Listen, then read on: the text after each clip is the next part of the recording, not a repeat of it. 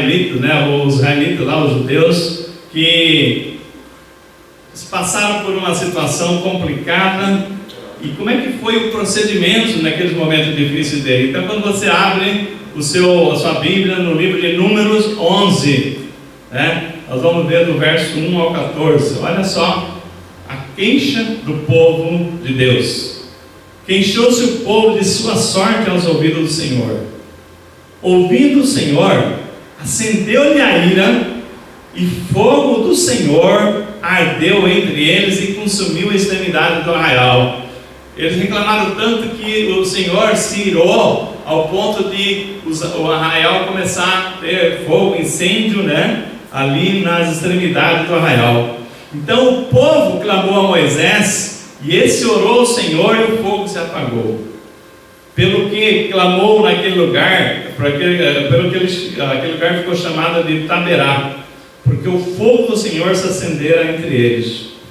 E o populacho que estava no meio deles veio a ter grande desejo das comidas dos egípcios. Olha só, as pessoas estavam reclamando, né, da saudade das comidas dos egípcios, né? A palavra diz assim: pelo que os filhos de Israel tornaram a chorar, e também disseram: quem nos dará carne a comer? Lembrando-nos dos peixes que no Egito comíamos de graça, dos pepinos, dos melões, dos alhos silvestres, da cebola, dos alhos. E agora, porém, seca-se a nossa alma, e nenhuma coisa vem senão esse maná. Era um maná como semente de coentro, a sua aparência semelhante ao de bdelho. Espalhava-se o povo e colhia em moinhos, e moía num grau eu pisava, e em panelas o cozia, e com ele fazia bolos, e o seu sabor era como de bolos amassados com azeite. Quando de noite descia o orvalho sobre o arraial, sobre este também caía o maná.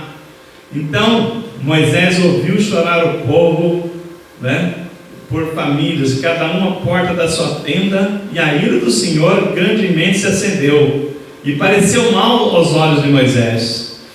Disse Moisés ao Senhor: por que fizeste mal a teu servo? Por que não achei favor aos teus olhos, visto que puseste sobre mim a carga de todo esse povo? Concebi eu porventura todo esse povo? Dei eu a luz para que me digas: leva-o ao teu colo, como a ama leva a criança que mama, a terra que sob juramento prometeste aos seus pais? De onde teria eu carne para dar a todo esse povo? Pois chora diante de mim, dizendo: dá-nos carne para que possamos comer. Eu sozinho não posso levar todo esse povo, pois é muito pesado demais, né? Então Moisés reclama a Deus: Senhor, que culpa tenho eu? Por que o Senhor me colocou essa carga agora? Esse povo aí querendo carne, tem eu dar para dar carne para todo esse povo? Aí no verso 18, né, Deus responde a Moisés: diz ao povo: santificai-vos para amanhã, e comereis carne, porquanto chorastes aos ouvidos do Senhor, dizendo: quem nos dará carne a comer? Íamos bem no Egito, pelo que o Senhor vos dará carne e comereis. Então Deus falou o seguinte: não comereis um dia, nem 2 dias, nem 5, nem 10, nem ainda 20 dias, mas um mês inteiro. Deus ficou bravo, hein? Um mês inteiro, até vos sair pelos narizes, até que vos enfastieis dela. Portanto, rejeitaste o Senhor que está no meio de vós, e choraste diante dele, dizendo: por que saímos do Egito? Então, irmãos, Deus falou o seguinte: olha, vocês vão receber carne, mas você não vai receber um dia para matar a saudade, não. Nem 2 dias, nem 3 dias, vão ser um mês inteiro. Vocês vão comer carne até dizer chega. Vai ser um mês inteiro, vai sair pelos narizes a carne que vocês vão comer, né? Então, no verso 31, a palavra diz que soprou um vento do Senhor e trouxe codornizes do mar e as espalhou pelo arraial, quase a caminho de um dia. Já pensou? As pessoas caminhando um dia, tinha codornizes caídas para eles comerem, né? Levantou o povo todo aquele dia, noite e outro dia, e recolheu as codornizes, deve ter colocado no freezer dele lá, né? Preparado toda aquela carne. Irmãos, a palavra de hoje que fala aqui, né, de uma reclamação, murmuração. Quando a gente vê essa palavra, né? Quando nós vemos essa palavra, a gente começa a pensar naquele cenário. No começo, né, o povo tinha sido liberto da escravidão do Egito. As pessoas estavam ali numa euforia total, porque eles eram escravos do Egito, estavam sendo humilhados, judiados como escravos. Deus manda Moisés para libertar eles. Eles viveram, né, toda aquela ação de Deus para libertar o povo do Egito. Foram 10 pragas que o Senhor teve que mandar para que o faraó tivesse, amolecesse o coração do faraó. E eles viram lá a noite em que todos os primogênitos do Egito foram mortos e a casa deles foram liberta, porque Deus mandou cobrir os umbrais com o sangue do cordeiro, né? Eles viram ali o mar vermelho se abrir, né? E eles passarem a pés enxutos. Então, foi sensacional, né? Aquelas pessoas estavam ali vibrando. Nós estamos com um Deus que nos libertou, um Deus que faz milagre, um Deus poderoso, ninguém pode com esse Deus, né? E Deus, né? Aí depois daquela libertação, tem um deserto pela frente.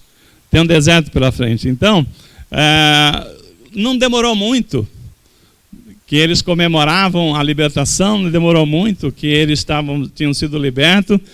Veio os momentos do deserto, né?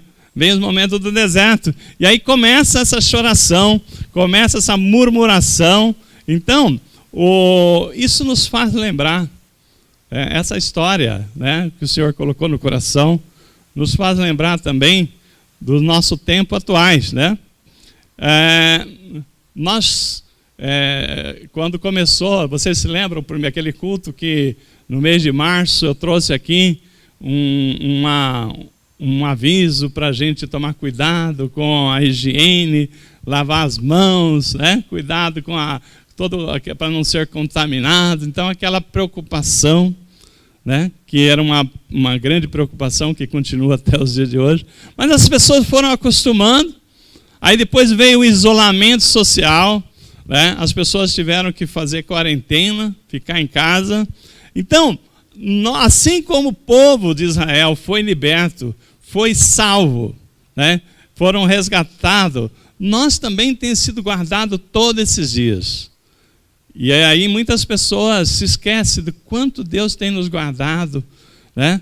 Quanto milagre Deus te fez para que aquele vírus não chegasse na tua mão, não chegasse na tua boca, nos teus olhos. E as pessoas hoje, eu tenho visto pessoas reclamando da quarentena, né? Reclamando. Está certo que nós temos preocupações, mas assim nós não podemos esquecer de um Deus que nos tem livrado, assim como livrou os filhos de Israel, né, do anjo da morte. O Senhor tem guardado as nossas casas. Vocês viram aí o testemunho aí do irmão Tonhão, né, o Antônio de Lourenço, né? O irmão Antônio de Lourenço teve a infelicidade, né, de estar viajando num ônibus com uma das pessoas contaminada. E ele trouxe o vírus com ele, passou por situação difícil, a saturação do oxigênio chegou a níveis assim preocupantes, pneumonia, mas o médico socorreu ele, né? Deus mandou ele para um médico particular, porque se tivesse nos cuidados gerais, eu não sei como é que estaria, né? Deus cuidou direitinho, né? Ele superou, já está na fase assim, já está querendo trabalhar, já pronto para ir ao trabalho, né? E ele teve uma notícia segunda-feira passada, se eu não me engano, que aquela pessoa que passou o vírus, né, ali contaminou, aquela pessoa não resistiu e morreu. Uma pessoa muito amiga dele, deixou ele muito triste. Mas a gente tem visto, irmão, livramentos, né? Você vê que enquanto pessoas que pegam o vírus e é fatal, né? Graças a Deus, né, na casa dele ali, Deus tem guardado ali. E eu creio que na casa do irmão David também, a irmã dele também, Deus está guardando. Mas as pessoas não veem isso e começam a reclamar dessa quarentena. Reclamar, olha, antes eu podia fazer isso, agora eu não posso. Antes eu comia pepinos, né? Olha os egípcios lá, os israelitas, né? Antes eu comia pepino, antes eu fazia isso, fazia aquilo, agora eu não posso, né? E esquece, né? Esquece que Deus tem livrado a gente. Esquece que Deus tem guardado a sua casa, Deus tem guardado você, Deus tem provido a sua mesa, né? Então, nós temos que entender a situação, né? Glória a Deus que eu creio que nós já estamos para chegar no momento do ponto máximo, né, da contaminação. Logo esses números começam a cair e, se Deus quiser, já tem cidades por aí abrindo as suas igrejas. Parece que Sorocaba, depois o irmão Aldo passou para mim uma mensagem que parece que a Câmara aprovou abrir as igrejas já em Sorocaba, né? Glória a Deus que aqui também mais tempos aí, mais dias, menos dias, nós vamos chegar a isso aí. Mas o Senhor tem guardado. Então, o tema de hoje, o tema que nós vamos trazer aqui, que o Senhor colocou no meu coração, a propósito dessas murmurações dos irmãos israelitas, é caminhos no deserto, né? Então, nosso Deus é um Deus de promessa, é um Deus de milagre, né? Ele abre caminho no deserto e ele é luz nas escuridões, né? Então, eu queria trazer para os irmãos assim, né? Que nesse tema, nós vamos falar sobre caminhos no deserto, né? E tem muita gente que entende deserto de forma errada, né? Tem muita gente que entende deserto no sentido pejorativo. Tem gente que entende que deserto é para aqueles que estão pecando, que estão no pecado. Também é, porque Deus trabalha, né, para purificação, né? Pessoas que precisam se consertar com Deus, também é. Nós vimos o filme ontem, né? Do filme que nós assistimos, Conversando com Deus. Um filme, assim, uma história bastante profunda de uma pessoa que passou por uma situação de humilhação muito grande, né? Quem assistiu sabe o que eu estou falando. Quem não assistiu pode procurar ver se acha esse filme, porque é legal você ver que Deus, né, permite às vezes você passar pelo deserto, pessoas que precisam ter um conserto com Deus. Mas não quer dizer que todo mundo que está no deserto é pecador, não é todo mundo que está no deserto que tem que ter um conserto com Deus, porque o que nós vamos falar, que deserto, né, é uma coisa que existe, né? O deserto é uma coisa... Você sabe qual que é a definição de deserto? De deserto? A definição de deserto é um lugar hostil, né? Um lugar onde a vida é difícil, né? Deserto é um lugar onde você não consegue alimento com facilidade, você não tem conforto. Mas não é... Às vezes que a gente fala deserto, vem na nossa mente aquela vastidão de areia, dunas, sol escaldante, né? Mas deserto, até uma geleira é considerado deserto, sabia? Então, lugar hostil, vida difícil, difícil de você sobreviver, né? Uma geleira, né? O Polo Norte, Polo Sul, que tem muitos lugares assim, também é considerado deserto. Aliás, na geografia do planeta Terra, né, 20% da geografia nossa é de deserto. Ou seja, na própria existência do planeta Terra, se você sair em linha reta, né, sabendo que a Terra é redonda, você vai voltar no mesmo lugar, né? Numa volta de 360 graus, você vai voltar no mesmo lugar. Você vai passar por deserto, porque tem 20% da Terra é deserto. Então, o que nós estamos falando, né? Então, o deserto existe. Mas quando a gente fala em deserto aqui na Bíblia, né, nós estamos falando de um deserto, estamos falando assim da área espiritual, né? Nós estamos falando assim da questão da alma, né? Então, Deus trata conosco na alma, né? Então, não é só para pecadores. Deserto não é só para aqueles que precisam de um conserto com Deus. Todos nós passamos por deserto. Então, a primeira coisa que eu queria deixar claro é isso, né? Que deserto existe, vamos sempre deparar com deserto na nossa vida. Mas a segunda coisa que eu queria deixar claro nesse início aqui é que também Deus tem propósito. Nós servimos um Deus de propósito. Então, o deserto existe, não é por acaso. Se nós passamos por deserto, é porque existe um propósito, né? Se nós estamos passando nesse momento por esse deserto, que nós estamos passando essa situação toda, né, de dificuldade, de caminho no deserto que nós cantamos aqui, que nós ministramos já desde o louvor, né? Deus tem um propósito, né? Com certeza, né, Deus tem um propósito nisso tudo, mas nós precisamos primeiro entender o que é deserto, né? Então, primeira coisa, deserto não é, embora tem povos que moram no deserto, né? Deserto não é um lugar para se morar, para se ficar. Deserto é um lugar de transição, de passagem. As pessoas passam pelo deserto, não é? Caminho no deserto, é passagem pelo deserto. Então, a primeira coisa que nós temos que saber, né, é que é uma fase da nossa vida. Então, nós passamos por fases na nossa vida que a gente chama assim, olha, hoje eu estou no deserto, né? O que é deserto? Tem aquela época que as coisas começam a dar errado, né? Nós vamos abrir detalhes aqui depois para vocês entenderem mais, mas assim, tem vezes que as coisas vão de vento em popa, né? Tudo dá certo, as coisas vão bem, não falta dinheiro para pagar as contas, não falta saúde, não falta alegria, mas de repente, pum, né? As coisas entram numa maré. Então, caminhos no deserto. E Deus, Ele está conosco, né? Quando nós estamos passando por caminho no deserto, né? Deus está conosco. Então, nós temos pontos relevantes que eu queria destacar aqui, que tudo começou lá em Êxodo. Êxodo 5:1, tá? Êxodo, vou abrir a Bíblia aqui no livro de Êxodo, depois de Gênesis, Êxodo. Olha só. Depois, Êxodo 5, verso 1. Você já achou aí? Você está procurando na sua Bíblia?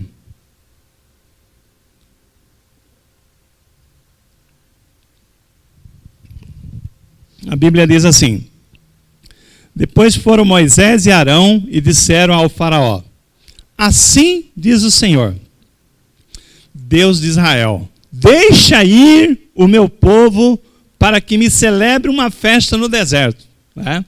Então, quando Moisés e Arão foram falar com o faraó para deixar o povo ir, ele falou o seguinte: deixa o meu povo ir, porque a gente tem uma festa para celebrar no deserto. Então, é bem estranho isso aqui, né? Fazer uma festa no deserto não combina bem, né? Mas nós vamos ver. Essa palavra aqui é muito interessante. Nós vamos ver por que uma festa no deserto, né? Então, o deserto, ele existe, tá? Então, nós já dissemos, na geografia, 20% do planeta tem deserto. Então, o deserto, ele existe. Então, quando nós falamos aqui em deserto, vamos lembrar um pouquinho da história do pai da fé, de Abraão. Quando Deus chamou Abraão, chamou Abraão, falou assim, ó, deixa a terra dos teus pais, vai para a terra que eu lhe mostrarei. Nisso aí, ele fez promessa para Abraão. Vocês lembram? O que Deus prometeu para Abraão? Uma descendência, né? Você vai ser pai de uma grande nação. Falou para Abraão, ele estava preocupado de deixar a fortuna dele para Eliezer, né? Falou, fica tranquilo, você vai ter vai ser pai de uma grande nação. Então prometeu uma descendência.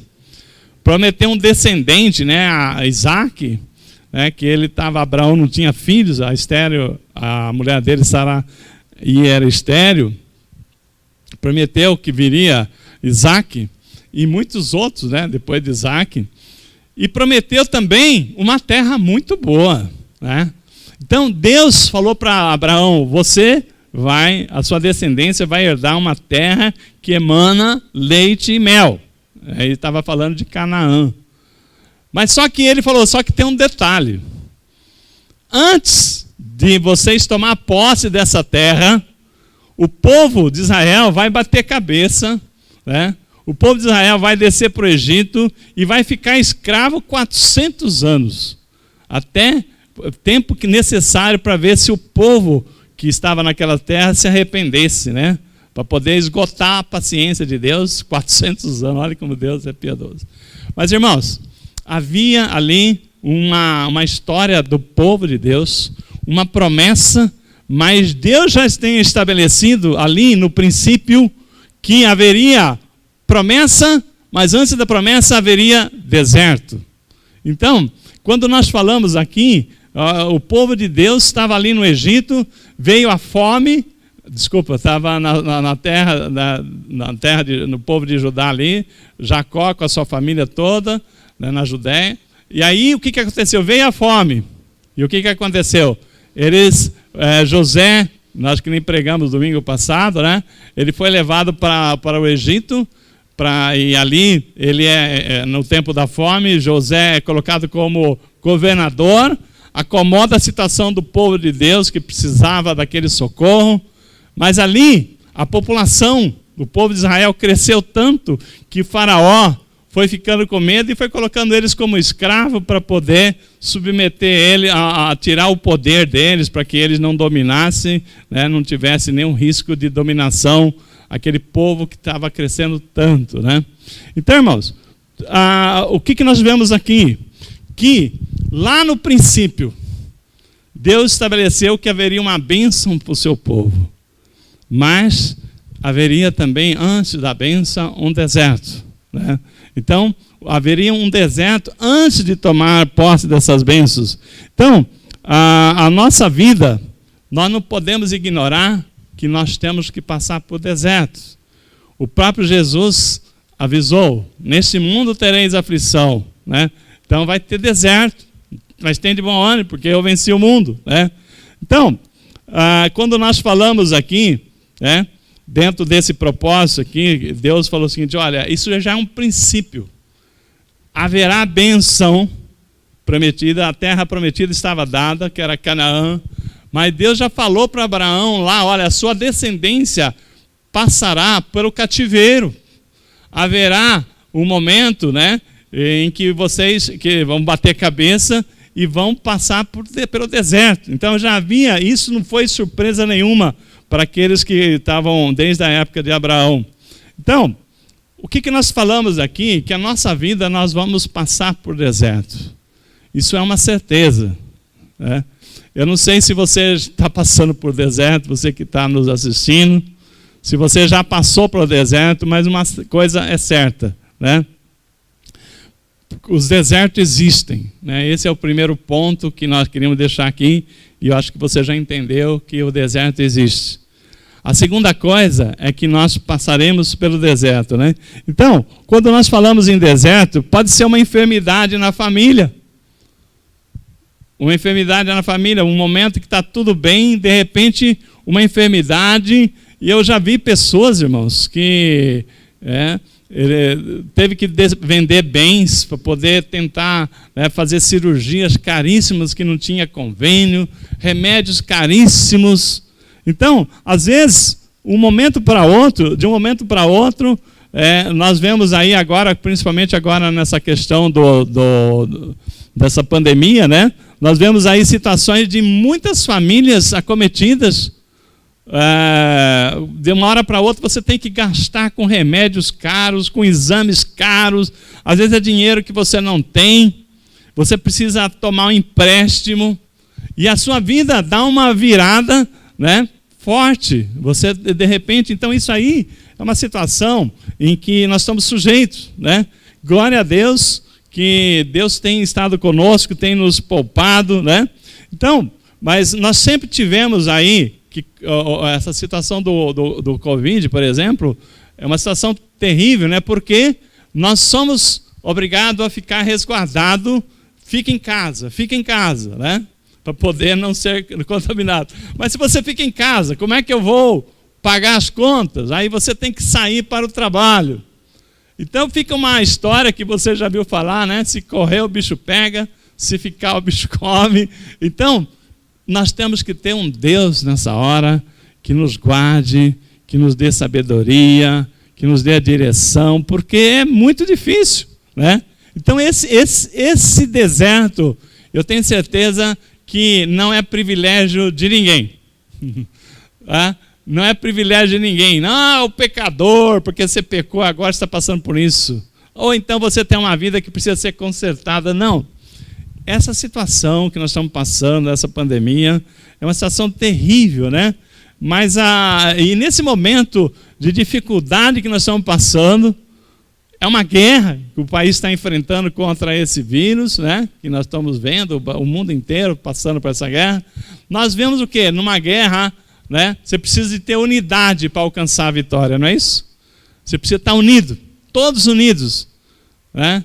E aí no Brasil, nesse momento, infelizmente, nós temos um problema não só na saúde pública, né? Que as pessoas não sabem o que fazer. Uns falam assim, não, tem que fazer isolamento, outros não tem que fazer isolamento, tem que pôr máscara, não tem que pôr máscara, tem que... Então, tem também uma questão política, né? A esquerda, a direita querendo aproveitar dessa situação, né? Um protesto para todo lado, um querendo derrubar o outro, e não fosse isso a questão financeira, que é decorrente da primeira. Você para de trabalhar, né? Quem não trabalha não come, né? Segundo a própria palavra. Então, nós estamos passando uma situação difícil. E nesse momento, né, de dificuldade, só Deus mesmo para nos salvar, né? Fé em Deus, buscar a direção dele todos os dias, pedir para que o Senhor guarde a sua casa, a sua saúde, guarde o seu emprego, ore pela sua empresa, ore pelo país, né? Ore pelos nossos dirigentes, para que Deus possa iluminar, que a nossa saúde pública venha encontrar uma vacina, um medicamento que venha resolver, né, esse monte de gente que estão sendo contaminados, que não percam, que não tenham lares destruídos, né? Mas nesse momento tudo, nós estamos vendo aqui, né, nós vemos aqui um outro lado nessa história toda que leva as pessoas a resguardar, ter que ficar em casa. E nesse momento em que você fica em casa, cria uma outra situação. Além do problema de resguardo, além do problema das finanças, cria um problema de relacionamento, né? As pessoas não estão acostumadas, e um dia tudo bem, né? Mais ou menos que nem a história do Egito, né? Primeiro dia o mar se abriu, aleluia, glória a Deus, né? Depois caminhando pelo deserto, via ali Deus aquecendo do frio de dia, de noite, e também colocando aquela nuvem de dia. Mas daqui a pouco, poxa vida, mas todo dia maná, maná, maná. Aí começam as reclamações. Então, quando você está na sua casa, essa quarentena também, né, nós vemos muitas pessoas que têm dinheiro, têm recurso, não tem problema financeiro, mas não aguenta ficar em casa, né? Pessoas que não estão tendo paciência, né? Então, tem situações, irmão, né, que nós estamos vendo de deserto, onde não é por a necessidade de duas pessoas se conviverem, né? Duas pessoas se darem, de relação. Na sequência do que nós estávamos falando, né? Tem família que ela está bem financeiramente, né? Mas começa a reclamar que não aguenta mais. Tem marido que fala o seguinte, né? Não vejo a hora de voltar a trabalhar na empresa, porque ele diz que a mulher está chamando ele já de estrela cadente. Diz que não pode ver ele que já faz um pedido, né? O marido em casa, não, por que você não faz aquilo, então o marido já não está aguentando mais, né? Então, o que nós estamos falando? Paulo fala assim, em tudo dai graças, alegrai-vos sempre no Senhor. E aí, nós vimos o que a Bíblia nos ensina. Eu acho que tudo tem um propósito, né? Nós não vamos sair dessa pandemia como nós estávamos, nós vamos sair melhor, fortalecido. Como a nossa irmã, né, Daniele, na ministração, ela falou da resiliência. Quando nós passamos pelo deserto, irmãos, não é só passar e sobreviver.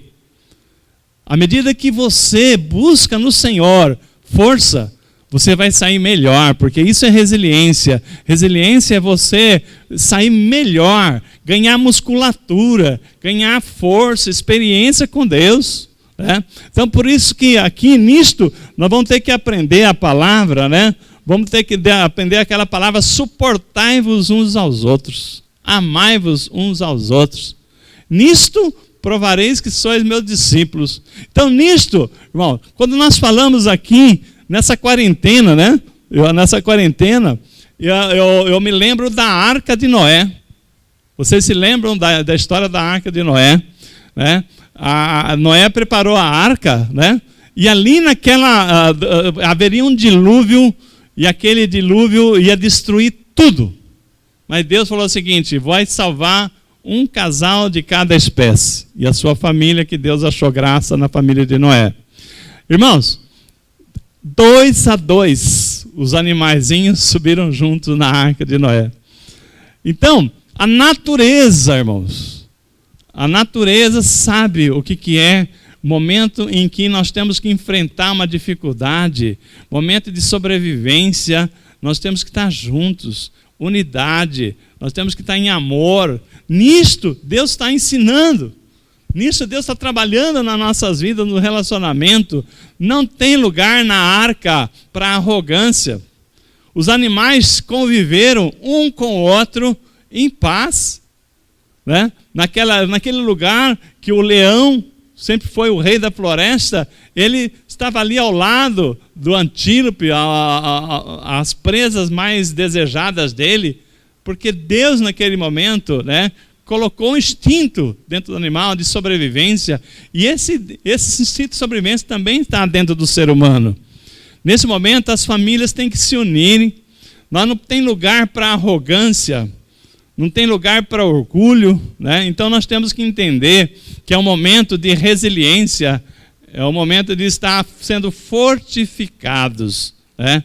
Então nós temos que entender, né, que não é lugar de ficar apontando falha um do outro, não é ficar assim buscando os pontos falhos, porque nós também somos falhos. Lembra aquela frase que diz que enquanto você aponta o seu dedo para lá, apontando uma pessoa como culpada, tem 4 dedos apontando para você? Porque nós também temos culpa, né? E as pessoas gostam muito de apontar as falhas dos outros. Então, a palavra diz que Deus resiste aos soberbos, mas traz graças aos humildes. Então é tempo de se humilhar, é tempo de reconhecer que nós não somos perfeitos, ninguém é perfeito, só Jesus Cristo, né, é perfeito, e que nós temos falhas. E o quanto você é tolerante com a falha do seu irmão, da sua irmã, da sua esposa, do seu cônjuge, dos seus filhos.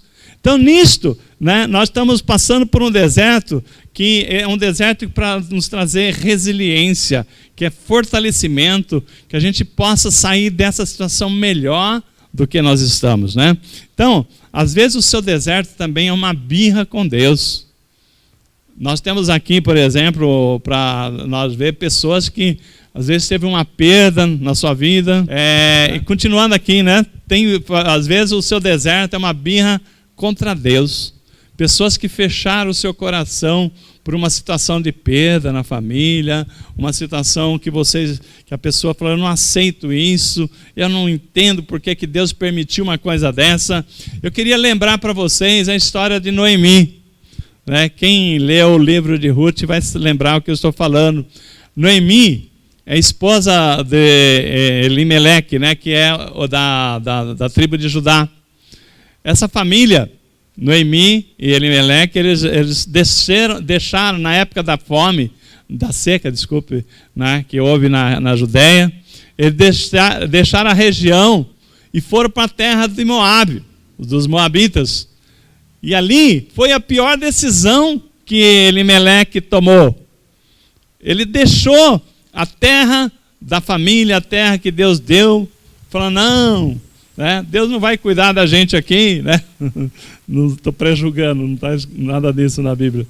Mas assim, Elimeleque tomou a decisão de sair da sua terra e procurar um lugar melhor e foi para a terra dos estrangeiros, foi para a terra dos moabitas. O que aconteceu?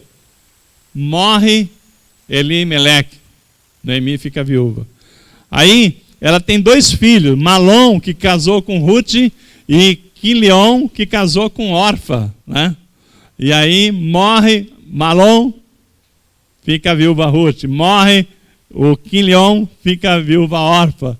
Olha a situação de Noemi. Noemi, que era uma pessoa assim, que tinha uma vida feliz, uma família, um marido, 2 filhos, casado, casamento maravilhoso.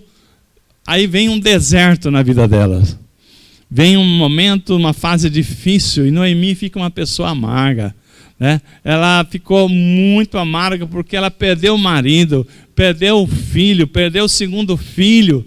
Então, Noemi estava muito triste, mas mesmo nesse momento de amargura, ela se humilhou.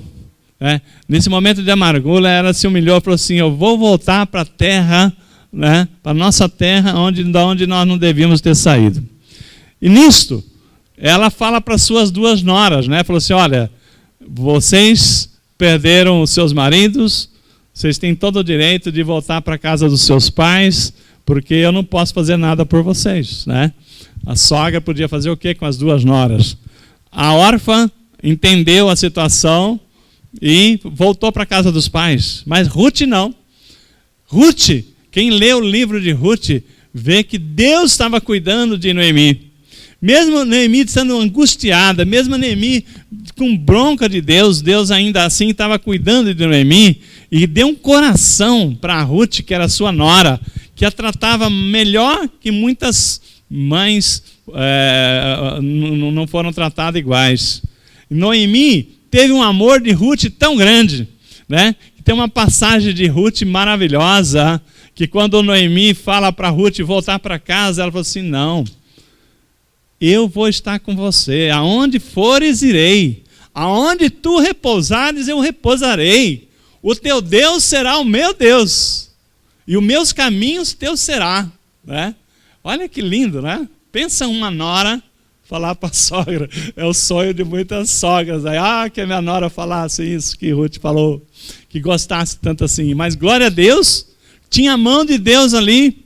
Ruth falou: Noemi, fica tranquila que eu estou com você, aonde fores irei, você vai para a sua terra, eu vou ser estrangeira lá, mas eu estarei contigo, aonde você repousar, repousarei, o teu Deus será o meu Deus. Olha que coisa linda, né? E os teus caminhos meus será.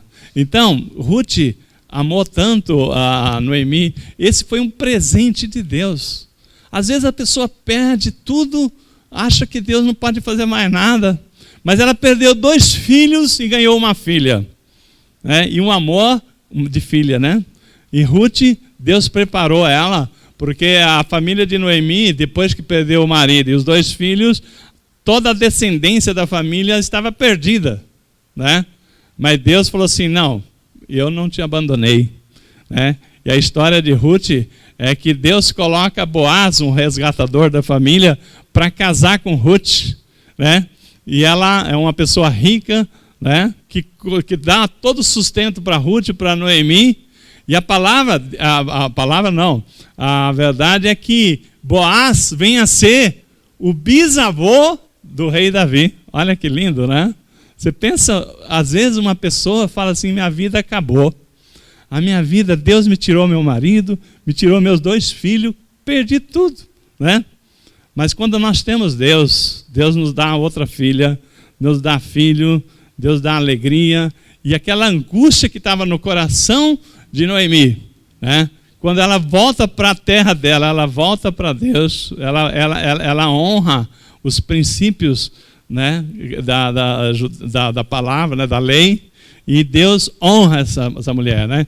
Então eu vejo o seguinte, né, que o primeiro ponto que nós estávamos falando até aqui, deserto existe. O segundo ponto, que se você ainda não passou por o deserto, você vai passar por ele, porque todos nós temos que passar. Você pode falar, pastor, vira essa boca para lá, né?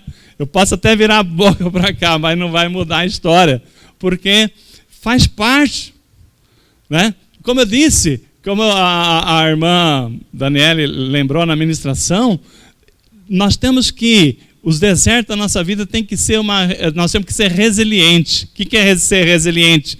Sair mais forte, né? Se aquilo que te aconteceu, você sair, sobreviver, ainda não está bom. Você tem que sair fortalecido, ganhar musculatura espiritual, entender um Deus que está conosco, né? Agora, o que é interessante do deserto? Aquilo que eu falei, né? Quando Deus falou de Canaã para Abraão, falou que teria um deserto.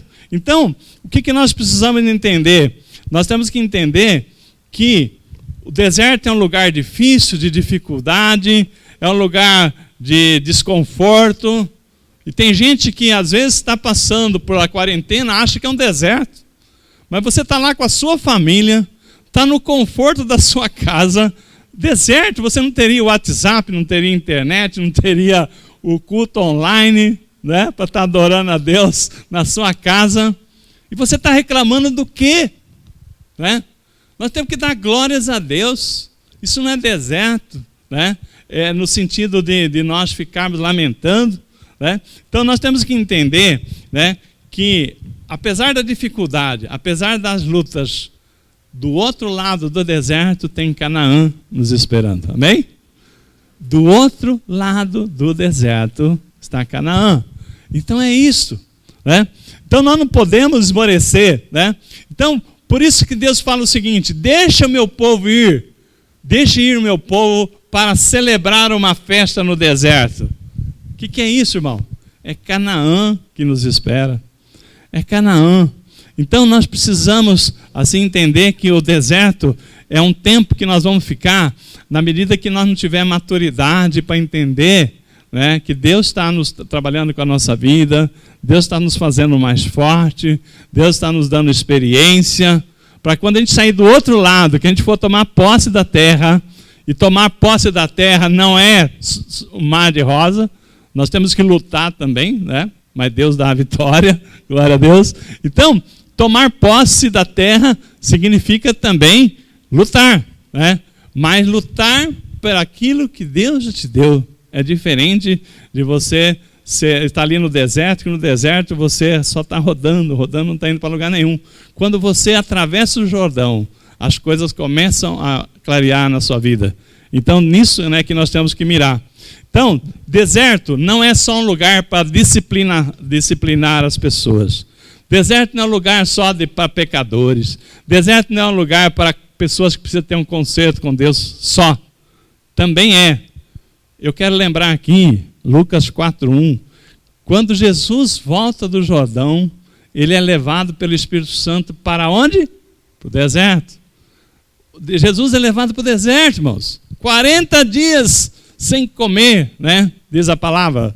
E ali ele foi tentado, na hora que ele teve fome, que ele estava fraco, ele foi tentado. Então, Jesus foi levado para o deserto. Jesus não teve pecado, nunca pecou. Jesus não precisava de conserto com Deus. E qual é o propósito? Jesus tinha uma missão enorme pela frente, né? Jesus tinha que estar conhecendo, né? Porque Jesus precisava vencer o mundo. E onde que nós vencemos o mundo? No deserto. O deserto tira o Egito de dentro de nós. O deserto nos dá espaço para Deus crescer dentro de nós. Então é isso que nós precisamos entender. É isso que o deserto é nos fortalecer, tirar o Egito de dentro de nós e abrir espaço para que Deus possa estar em comunhão conosco, nós em comunhão com Deus, porque se nós não tiver espaço na nossa agenda, se nós não valorizar o momento de comunhão com Deus, nós não vamos para lugar nenhum, né? Então, nisso, né, a palavra do Senhor diz que o deserto é uma experiência maravilhosa que nós temos para ganhar musculatura espiritual, para sair resiliente, né? Então, nesse caso aqui, é uma preparação para a vitória que o Senhor está preparando para nós lutarmos, amém? Nas lutas que nós vamos ter. Então, no deserto, o que nós aprendemos? A depender de Deus. No deserto, você vai ver que realmente é Deus que te sustenta. No deserto, o povo de Deus, quando estava no deserto, eles sabiam que quando aquela nuvem se movia, eles tinham que era hora de andar. Quando a nuvem parava, era hora de parar. À noite vinha aquela coluna de fogo. Então, o povo de Deus sabia que era Deus guardando ele, porque senão eles não sobreviveriam. E no deserto, irmãos, o povo tinha uma ordem, né? Porque quando o povo acampava, as tendas do povo de Israel, eles eram no formato de uma cruz. E no centro da junção da cruz que nós temos ali, estava o tabernáculo do Senhor. Então a presença de Deus estava no centro, né? É lugar de sacrifício, mas tem a presença de Deus. É lugar de lutas, mas nós temos também a vitória, porque é onde Deus está, né? O inimigo não tem chance de nos vencer. Glória a Deus. Então, existe um propósito sim, né? Mas o deserto é um lugar que você vai renunciar, né? Você vai abrir mão daquelas coisas que você no dia a dia você não abre mão. Então é lugar da gente renunciar a nossos desejos, né? Para poder entender que se Deus não nos ajudar, a gente não sobrevive. Caminhando aqui para já os pontos finais, Romanos 8:28 fala que sabemos que todas as coisas cooperam para o bem daqueles que amam e temem a Deus. O deserto, eu entendo que é isso, né? É propósito de Deus, porque Deus nos ama, Deus não quer nos fortalecer. Então, Deus tem um propósito que nós passemos pelo deserto. Assim como Ele falou assim, deixa ir o meu povo para celebrar uma festa no deserto. Então, é lá no deserto que Deus vai fazer festa, é quando nós nos submetemos a Ele, é quando nós estamos preparados para ter mais comunhão com Deus, que nós somos fortes, que Deus faz festa. É quando você esvazia do Egito, é quando você tira aquilo que ocupa o espaço de Deus na sua vida, né? Então, o deserto, né, ele está com o sol fustigante, o deserto está esquentando seus miolos, está te deixando você com frio, mas saiba que do outro lado do deserto está Canaã. Existe alguém te esperando para celebrar a festa no deserto. Amém? Isso é bom, né? O deserto dá uma esperança para nós, se nós soubermos que nós não estamos sozinhos, que o Senhor nos acompanha. Então, caminhando aqui para a reta final da nossa ministração, eu queria que você pensasse assim, o que tem sido essa quarentena para você? Que experiência você tem tido com Deus nessa quarentena?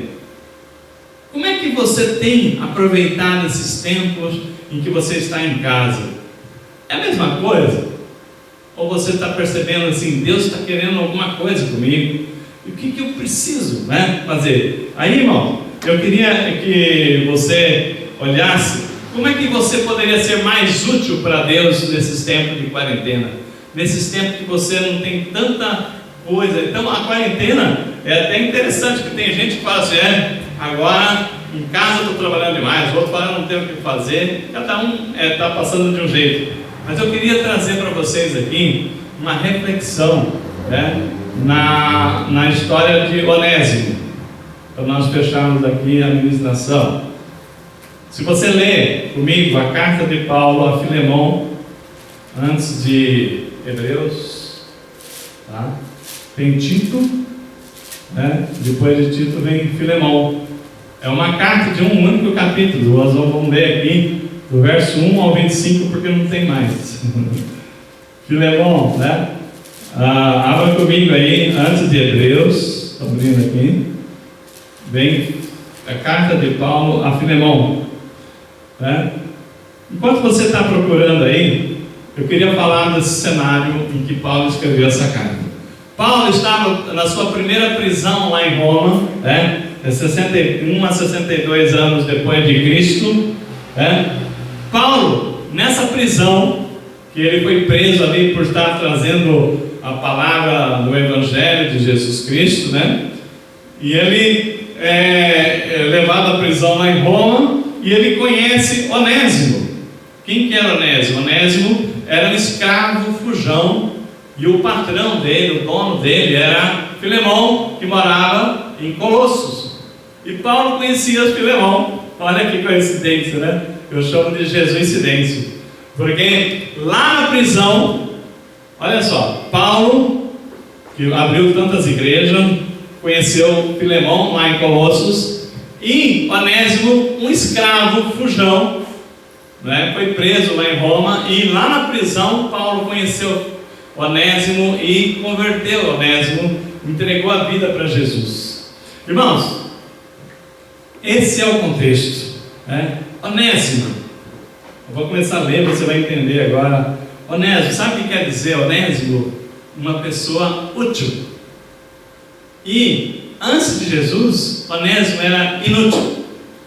Onésimo era um escravo fujão, que não obedecia, não era fiel ao seu patrão. Então, ele vem e conhece Jesus na prisão e muda, vida transformada.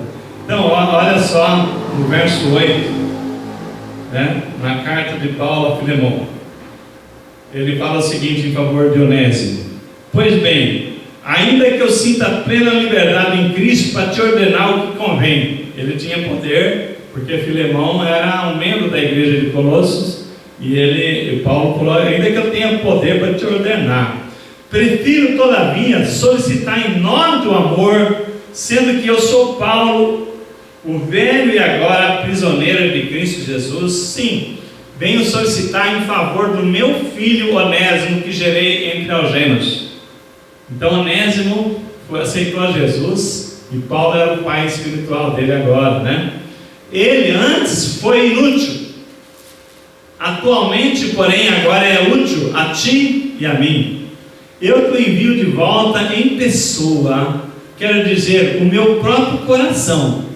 Eu queria conservá-lo comigo mesmo, para em teu lugar me servir nas algemas que carrego por causa do Evangelho. Nada, porém, quis fazer sem o teu consentimento, para que a tua bondade não venha a ser como que por obrigação, mas de livre vontade.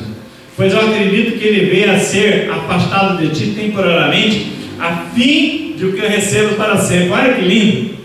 Paulo fala o seguinte, né? Esse mal que aconteceu na vida de Onésimo, que é fugir, essa rebeldia que ele se rebelou, deixando a propriedade aí, foi para ele te servir para sempre, mas não como escravo, mas como uma pessoa de Cristo agora, né?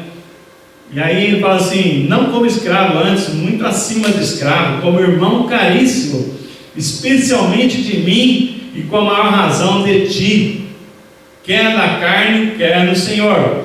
Se, portanto, me consideras companheiro, recebe-o como se fosse a mim mesmo. Olha que moral. Paulo fala: aquele que era um escravo inútil, que era uma pessoa foragida, né, que estava presa por descumprir, né, a lei, ele falou assim: recebe ele como se estivesse recebendo a mim, Paulo. E se algum dano ele te fez ou te deve alguma coisa, põe na minha conta. Eu, Paulo, de próprio punho escrevo: eu pagarei, para não te alegar que também me deve até ti mesmo. Sim, irmão, que eu receba de ti no Senhor esse benefício. Amém? Glória a Deus. Irmão, pensa, quando essa palavra aqui o Senhor me deu essa semana, né? Ele deu tanto a murmuração como ser útil quando você é inútil, né? Irmãos, essa quarentena, quanto nós temos sido inútil, porque olha, o que eu vou fazer? Porque eu não posso ir à igreja, porque eu não posso falar com as pessoas, porque... Irmãos, para com isso. Quantas coisas você pode ser útil para levar a mensagem do amor de Cristo para as pessoas? Quantas pessoas podem te ouvir ao telefone? Hoje o WhatsApp você pode fazer uma conversa até em 4 pessoas, não sei se já subiu para 8, em vídeo, que é como se você estivesse na casa da pessoa, fazendo uma visita para ela. Quantas coisas, né? O nosso louvor, né? Os meninos aqui aqui, com a equipe do louvor, aqui na sexta-feira, a Lília sentiu no coração de fazer uma live, e eles prontificaram, né? Que bênção, quantas pessoas não foram abençoadas nesse momento. O filme ontem que nós passamos, quantas portas abriram, pessoas que estão refletindo. Hoje, né, nesse drive-thru, né, o drive do bem, quantas pessoas saíram das suas casas, quantas pessoas serão alcançadas, quantas coisas nós podemos fazer, e às vezes a gente fica, porque eu não posso, porque agora, né, a gente tem que fazer o isolamento. Mas é nesta hora, né, aí eu trago a palavra que Paulo falou. Será que não foi? Eu acredito que veio a ser afastado de ti temporariamente, a fim de que recebas para sempre. Olha só, Paulo falou o seguinte: acho que não foi por acaso que ele fugiu da sua propriedade, foi para que eu pudesse levar Cristo a ele. Será que essa pandemia não veio agora para você ter um momento para pensar como é que você pode levar Jesus para aquela pessoa que Deus já colocou no seu coração? Será que não é a hora da gente pensar e ver pessoas que você não conversa, pessoas às vezes que estão convalescendo aí de um problema de saúde, que estão assim desanimadas, e você faz uma ligação para ela, você faz assim um gesto de solidariedade. Você não pode estar presencialmente, mas você leva o seu abraço. Irmãos, quantas coisas nós não podemos ser útil para Deus. E aí, como Paulo falou, ele vai ser útil para Deus e para você. Porque quando nós fazemos o bem para uma pessoa, irmão, nós estamos semeando na nossa vida. Deus, de novo, eu falei aquela palavra: então vereis outra vez a diferença entre o justo e o injusto, entre aquele que serve a Deus e o que não serve a Deus. O seu nome vai estar escrito no memorial lá no céu. Não pense em ganhar reconhecimento aqui na terra, que não serve para nada. Você vê que as pessoas, eu vou fazer uma observação assim muito cruel, pessoas que a vida inteira se sentiram importante, mas no meu dia vai estar lá as autoridades em volta do meu caixão, me homenageando, pelos meus grandes feitos aqui na terra. Agora, com essa história de coronavírus aí, os enterros não podem ter mais do que algumas pessoas mais chegadas.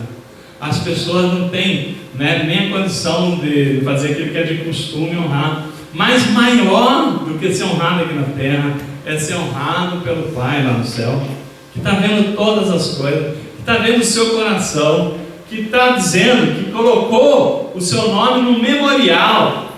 Está gravado lá o seu nome, porque você abriu o seu coração para Deus, você abriu o seu coração para ser uma pessoa útil, Então, que você seja chamado de Onésimo. Onésimo quer dizer uma pessoa útil. Onésimo era uma aberração, porque ele era um inútil, até o dia que ele entregou a vida para Jesus, até o dia que ele foi gerado, como disse Paulo, nas algemas de Paulo, ele foi gerado como filho espiritual, que eu gerei entre algemas. Então, quantas pessoas você não pode gerar para Cristo através de uma atitude sua? O que você pode fazer sem sair de casa? Você já parou para pensar? Nós não estamos travados. Você, de repente, você pode mandar uma mensagem, uma cordialidade. Irmãos, e mais do que tudo, conciliar com o Senhor. Salmos, para nós encerrarmos aqui, Salmo 133, 1. Quão bom e agradável é viver os irmãos unidos em união. Quão bom e agradável é viver unidos os irmãos. Então, irmãos, nisto eu sei que o Senhor está falando assim, quão bom e agradável nós estamos agora unidos nessa fé. Quão bom e agradável nós estamos unidos no amor de Cristo. Quão bom e agradável é você saber que Deus está, os olhos do Senhor estão sobre nós. Você não precisa se preocupar com o elogio das pessoas aqui na terra, porque há um Deus olhando todas as coisas, amém? E que você seja chamado de Onésimo, uma pessoa útil para Deus, amém? Então vamos estar encerrando o nosso culto dessa noite. Tá? Você, onde você está, fica em pé para nós agradecermos a Deus.